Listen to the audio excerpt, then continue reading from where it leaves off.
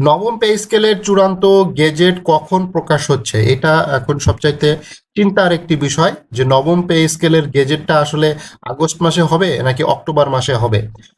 সরকার আসলে এখন জুলাই আগস্টের বিভিন্ন কর্মসূচি নিয়ে ব্যস্ত আছে এবং এটা নিয়ে রাজনীতির যে মাঠ সেটা বেশ গরম অবস্থায় রয়েছে। তবে সরকার বেশ কিছু চাপেও আছে, সেই চাপগুলো কিভাবে সামাল দিবে এবং অর্থনৈতিক যে সকল সমস্যা রয়েছে সেটার জন্য সরকার আগে থেকে প্রস্তুতি নিয়ে রেখেছিল এবং আইএমএফ এর যে চাপটা রয়েছে সেটা কিভাবে সামলাবে, আইএমএফ কিভাবে প্রভাবিত করতেছে নবম পে স্কেল, সেটা কম বেশি সকলেই জানে। তবুও অর্থমন্ত্রী এটা নিশ্চিত করেছে যে আইএমএফ এ বিষয়ে আসলে তেমন কোনো চাপ দিচ্ছে না নবম পে স্কেল বাস্তবায়নে। তবে নবম পে স্কেল বাস্তবায়নে যেটা হচ্ছে, বড় একটা অ্যামাউন্টের টাকা কিন্তু সরকারের খরচ হচ্ছে এবং এই যে পে স্কেলের যে চূড়ান্ত যে গেজেট সেটা আসলে আগস্টে নাকি অক্টোবরে হবে সেটা এখন দেখার বিষয়। তো যদি অক্টোবরে এই গেজেট প্রকাশ হয় তাহলে ধরে রাখেন যে 1 জুলাই থেকে নবম পে স্কেল কার্যকর হচ্ছে এবং সে হিসাবে আগস্ট সেপ্টেম্বর অক্টোবর অর্থাৎ 3 মাসের এরিয়া, 3 মাস না, অ্যাটলিস্ট 2 মাসের যে এরিয়ার বিল, এরিয়া হিসেবে যে একটা ভালো একটা অ্যামাউন্ট কিন্তু সরকারি কর্মকর্তা কর্মচারীরা পাবে। এক্ষেত্রে সরকারের কিন্তু একটা ভালো একটা অ্যামাউন্ট এখানে খরচ হবে। এখানে সরকারকে কিন্তু যদি 100% যদি নবম পে স্কেলের বেসিকটা যদি বাস্তবায়ন হয় সেক্ষেত্রে একটা ভালো একটা অ্যামাউন্ট কিন্তু এখানে সরকারকে দিতে হচ্ছে কর্মকর্তা কর্মচারীদের। নবম জাতীয় পে স্কেল বাস্তবায়নের ইতিমধ্যে বাজেট বক্তৃতা দিয়ে দিয়েছে সরকার, এজন্য 2026-27 অর্থ বছরের বাজেটে উল্লেখযোগ্য বরাদ্দ রাখা হয়েছে। তবুও 1 মাসের বেশি সময় পার হলেও এখনো প্রজ্ঞাপন বা গেজেট প্রকাশ হয়নি। সরকারি কর্মকর্তা কর্মচারীদের এটা নিয়ে একটা অনিশ্চয়তা দেখা দিয়েছে এবং উদ্বেগ দেখা দিয়েছে। বিভিন্ন কর্মচারী যে সকল সংগঠন রয়েছে তারা বিভিন্ন কাউন্সিল, প্রতিবাদ সমাবেশ, প্রধানমন্ত্রীর সাথে সাক্ষাৎ করার জন্য আবেদন, এই বিষয়গুলো তারা তাদের যে কর্মসূচি, বিভিন্ন কর্মশালা, এই জিনিসগুলো তারা আয়োজন করতেছে এবং কর্মচারী নেতারা তাদের অবস্থান থেকে দাবি তুলতেছে।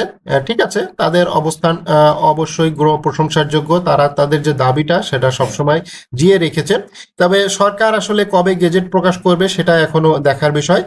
এটা অক্টোবর পর্যন্ত অপেক্ষা করতে হবে কিনা সেটা এখন সবচাইতে প্রশ্ন। তবে একাধিক সূত্র জানিয়েছে নতুন বেতন কাঠামো বাস্তবায়নে সিদ্ধান্ত থেকে সরে আসেনি সরকার। ঠিক আছে, এটা থেকে কিন্তু সরে আসেনি সরকার, এখনো অনড় রয়েছে।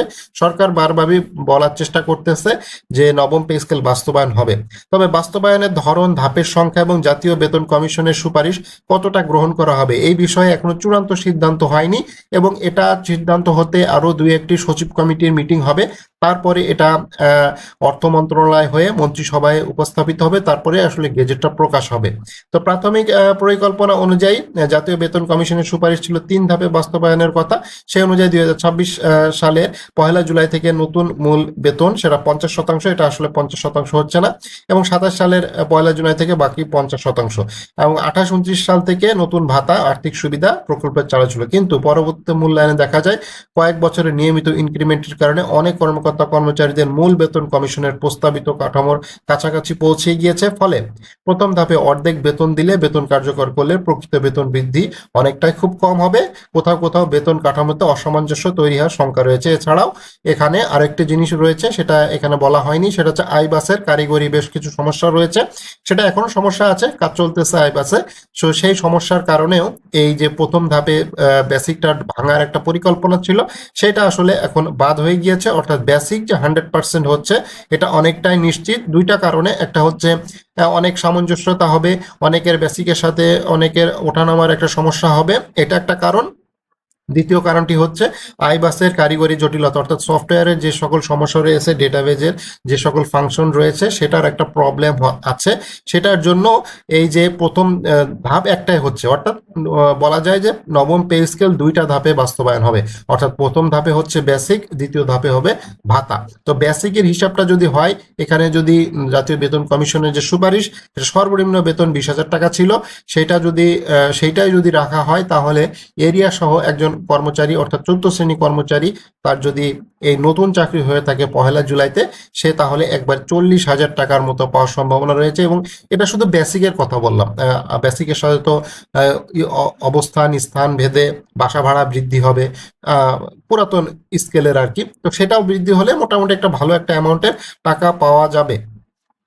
তো সর্বশেষ আলোচনায় 3 ধাপের পরিকল্পনা গুরুত্ব পাচ্ছে। আইএমএফ এর যে প্রতিনিধি দল তারা ঢাকায় এসেছিল এবং অক্টোবরে যেহেতু আইএমএফ এর একটি মিটিং রয়েছে, সেখানে সরকারের ঋণ প্রাপ্তির বিভিন্ন হিসেব নিকেশ রয়েছে। তো শ্রম মন্ত্রণালয়ের আরেক কর্মকর্তা বলেছেন, সরকারি চাকরিজীবীদের দিন দিন মূল্যস্ফীতি আলোচনা হলেও বর্তমান বাজারে বিদ্যমানে বেতনে সংসার, বাসা ভাড়া, চিকিৎসা, সন্তানদের শিক্ষা ব্যয় সামলাতে খুবই কষ্ট হচ্ছে। নবম পে স্কেলের কয়েকটি গুরুত্বপূর্ণ বিষয় এখনো নিষ্পত্তি হয়নি। কমিশনের সুপারিশ কতটা সংশোধন হবে, বাস্তবায়নে 2 ধাপে না 3 ধাপে, নতুন ভাতা কার্যকর হবে, 20টি গ্রেডের অপরিবর্তিত থাকবে কিনা সেটাও এখন সবচেয়ে গুরুত্বপূর্ণ। তবে গেজেট প্রকাশ হলে সবকিছু ঠিক করা যাবে। এবং কিছু কিছু সুপারিশ তো কাটছাট হবেই, ঠিক আছে, কিছু কিছু সুপারিশ অবশ্যই কাটছাট হচ্ছে, এটা অনেকটাই কনফার্ম। 20টা গ্রেড এটাও থাকতেছে, এটা আসলে কম হবে না, আশা করা যাচ্ছে 20টা গ্রেডই থাকবে। কিছু কিছু জিনিসে অবশ্যই সংশোধন আসতেছে, সেই সংশোধনগুলো গেজেটের মাধ্যমে এখন আসলে প্রকাশ হবে। তবে খুব তাড়াতাড়ি অর্থমন্ত্রী বলেছে কাজ চলতেছে, খুব তাড়াতাড়ি এই গেজেটটা প্রকাশ হবে। আগামী এই আগস্ট মাসের ভেতরেই বেশ কয়েকটি বৈঠক অনুষ্ঠিত হবে সচিব কমিটির। সেই বৈঠকের পরেই মূলত মন্ত্রিসভার যে নিয়মিত বৈঠক হয়, আসলে মন্ত্রিসভার বৈঠকটা প্রত্যেক সপ্তাহে অনুষ্ঠিত হয়। তো সেই বৈঠকেই মূলত একটা চূড়ান্ত সিদ্ধান্ত আসবে এবং প্রধানমন্ত্রী এটা চূড়ান্ত অনুমোদন দিয়ে দিলে আশা করা যাচ্ছে আগস্টেই একটা গেজেট হয়ে যাবে এবং চূড়ান্ত নবম পে স্কেল বাস্তবায়ন হবে।